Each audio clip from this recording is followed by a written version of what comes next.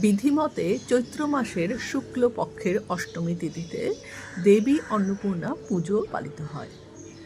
উত্তর কলকাতার বাগবাজারে জগৎ মুখার্জি পার্কের পেছনে রাজা রাজবল্লভ স্ট্রিটে রয়েছে 130 বছরের এক প্রাচীন অন্নপূর্ণা মন্দির, যা প্রতিষ্ঠিত হয়েছিল জগৎ মুখার্জির উত্তর পুরুষ অমৃতলাল মুখোপাধ্যায়ের সহধর্মিণী বামা সুন্দরী মুখার্জি দ্বারা। সে কারণেই মন্দিরটির নাম বামেশ্বর বামদেব শিব অন্নপূর্ণা মন্দির। এই মন্দিরের সবচেয়ে আশ্চর্যের বিষয় হল এর কাস্ট আয়রনের স্তম্ভগুলি, যাদের বয়স শতাব্দী পেরিয়ে গেলেও এদের গায়ে নেই কোনো মোর্চের দাগ।